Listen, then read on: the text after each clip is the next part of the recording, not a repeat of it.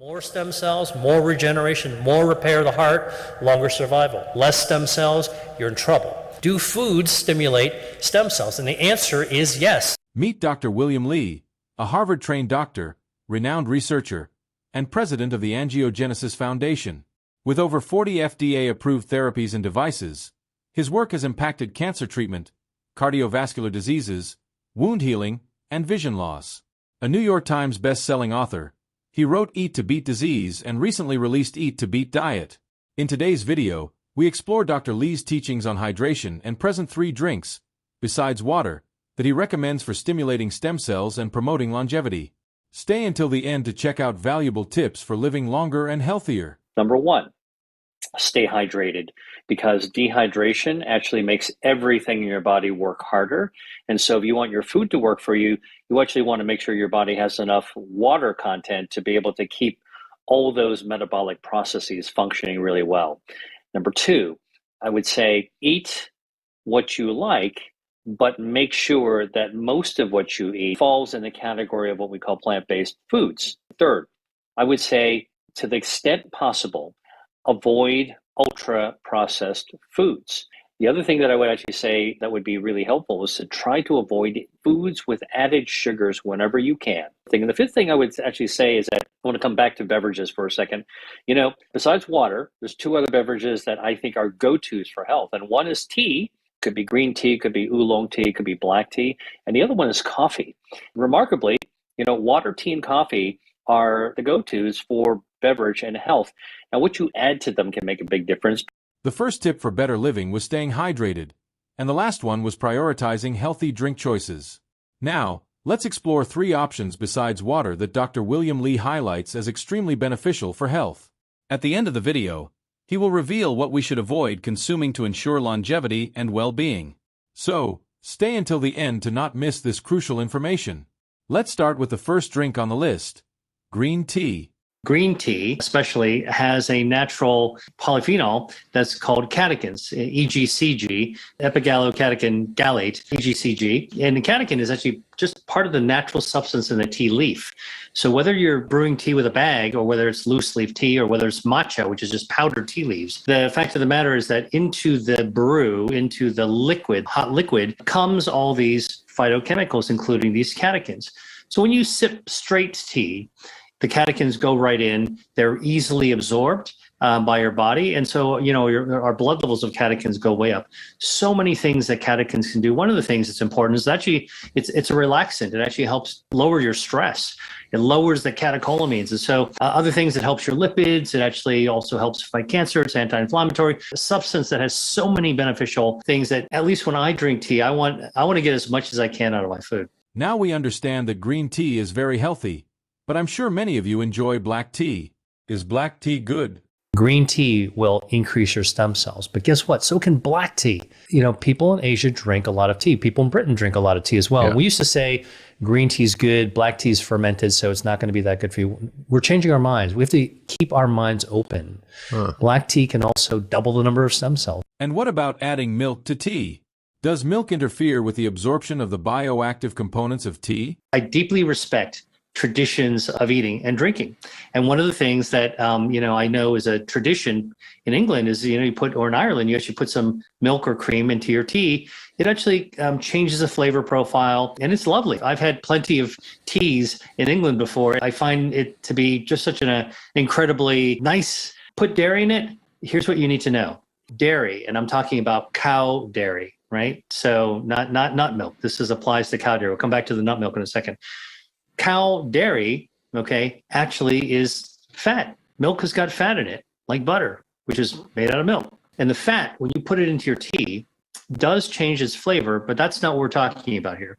We're talking about the fact that when milk or cream is put into tea, the fat molecules in the cow dairy form little soap bubbles. These are microscopic soap bubbles.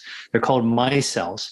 Fat likes to stick with fat. Tea is mostly water. And so when you pour milk into tea, the dairy fat sticks together and makes a little tiny soap bubble. And what does it do? Those soap bubbles trap the polyphenols from tea. It traps the catechin. So you've got some good stuff wrapped in the soap bubble of dairy. And now when you drink the tea, the catechin is trapped in the soap bubble. it doesn't get absorbed as easily in your stomach, and it just rolls down your gut, and a lot of it comes out the other end. Okay. And so you're missing out on a lot of the good stuff. If you're drinking cow milk, dairy, put it in your tea, you're getting good flavor, but you're missing out on most of the polyphenols. So just be aware that that's what you're actually doing. Now, if you want to actually still cut the tea with something that is milk-like, nut milks are fine because they don't actually have the same fatty reaction that the cow dairy has. So almond milk, cashew milk, those soy milks, they're all fine. If you really can't give up the flavor of milk in your tea, there is an alternative. I had this discovery that might be useful for your listeners who are in exactly that situation where they like the taste of milk in their tea. I discovered there is something called milk tea. It's actually from Taiwan. It's grown in the mountain. And it's just pure tea leaves that when you brew it, it tastes like it's got dairy in it. Dr. William Li highlights a special green tea native to Taiwan called Jinjian tea, also known as milk oolong tea. This unique variety has a smooth, creamy flavor, known as nice yang or milk oolong, which mimics milk without the need for dairy. With Jinjian tea, you can enjoy all the benefits of green tea, such as antioxidants and polyphenol, while savoring a distinct and naturally pleasant taste. Another interesting study Dr. William Li mentions is that tea blends can be more powerful than drinking a single tea. So here are 4 different teas that we've tested. They're all common ones. Chinese jasmine, Japanese sencha, Earl Grey, and a special blend that we prepared. You can see clearly that the teas vary in their potency from less potent to more potent. But what's very cool is when we actually combine the 2 less potent teas together, the combination, the blend, is more potent than either one alone. This means there's food synergy. If you're concerned about the caffeine in tea, you can opt for decaffeinated tea. You can get decaffeinated green tea, decaffeinated with water decaffeination process, not the solvent. So there are companies that actually tell you that they probably tell you that they remove the caffeine using a water process. The second healthy beverage that can help us live longer is coffee. And I'm having breakfast, and I thought I would actually share with you what I'm having. Here's some coffee. Coffee's got chlorogenic acid, which is actually good for your metabolism. It also activates your health defenses, anti-androgenic, anti-inflammatory. I love coffee. A study was published in the journal Annals of Internal Medicine of 171,000 people in their 50s living in the United Kingdom, and it showed that those who drank 2 to 3.5 cups of coffee per day had a 30% lower risk of all-cause mortality. That means death from any cause. The people came from a database called the UK Biobank that has 500,000 people participating, and the study took place over 9 years. So what's in coffee that is so beneficial for health? Coffee has a natural chemical called chlorogenic acid that does a lot of things. It improves your blood flow, stimulates your own stem cells to help your organs regenerate. It improves the gut microbiome, which lowers inflammation and improves metabolism. It's an antioxidant, and chlorogenic acid also improves your immune system. We know that coffee is beneficial for health, but is organic coffee even better? Organic coffee has more chlorogenic acid than conventionally grown beans. Chlorogenic acid, which helps to repel insects as well. An organic coffee bean has 3 times as much chlorogenic acid. The third food that can be turned into an amazing beverage is chocolate. Cacao or chocolate. It turns out that studies have been done where if you take chocolate with high flavanols and make a hot chocolate out of it, and you drink it just twice a day, 2 cups a day, for 30 days. You can start by measuring your stem cells, and this is from 16 subjects, and you can make the stem cell levels. This is 2 cups of hot chocolate, of high flavanol hot chocolate, just twice a day. By the way, all of these patients had cardiovascular disease. They had documented blockages in their arteries in their heart, and they could get more stem cells going. That is a small study, but really, really interesting to think about. So again, we need to pay attention to what kind of studies these are. This is a clinical trial. It's a small study, but it actually is really important because it correlates with some of the other information I showed you. A larger study, 20,000 people in Germany, showed that those who ate 7.5 grams of chocolate per day lowered the risk of heart attack or stroke by 39%. Okay, what is 7.5 grams of chocolate? It's about 3 chocolate chips. Got to be dark chocolate, not that much. And you know, it's, by the way, I want to say it's not the dairy in the chocolate. It's not the sugar in the chocolate.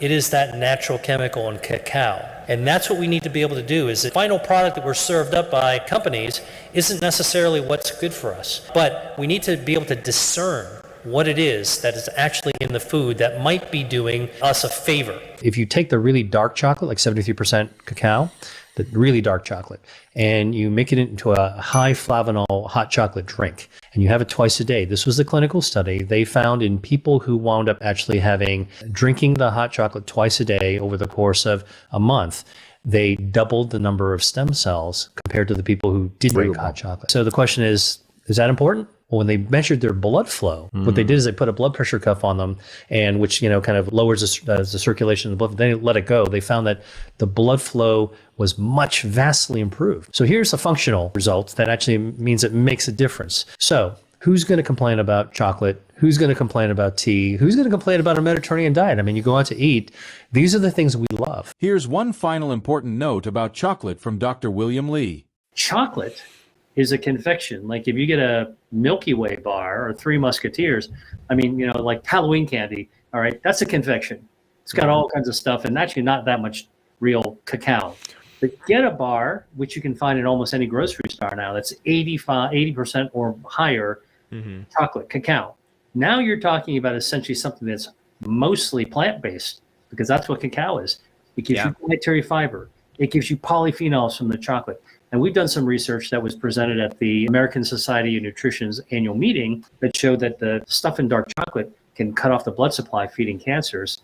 It's an anti-inflammatory. And we actually tested with leukemia cells, for example, and it directly is toxic to leukemia cells. It kills leukemia cells. Dr. William Li also highlights pomegranate juice as a healthy option. On the other hand, Dr. Li warns about a drink we should avoid as much as possible: alcohol. What can injure stem cells? High doses of alcohol can damage and blunt your stem cells. The thing is, on balance, people who drink a lot have damaged stem cells. Diabetes is another state, a metabolic state that, it really impairs, it cripples our stem cells. High blood sugar cripples our stem cells. So the excess of anything can be harmful, including to our stem cells. Some believe that alcohol can help with sleep, but scientifically, that's not true. What are you drinking for dinner? All right. Ironically, even though people say you drink wine or beer, alcohol makes me sleepy. It can make you sleepy, but actually, when you actually have booze in your system, you never actually get good, deep sleep. The alcohol in your brain actually doesn't allow you to go dive deep. So you kind of a little bit near the surface. You're restless. You're not getting full renewal sleep. And so that's why, it's important just to recognize that among other reasons you want to control alcohol intake, cut down or cut out, it will interfere with your sleep. If you like the content, don't forget to leave your like, subscribe to the channel, and activate notifications so you don't miss anything. Feel free to leave a comment about who you'd like to see in our upcoming videos. See you next time.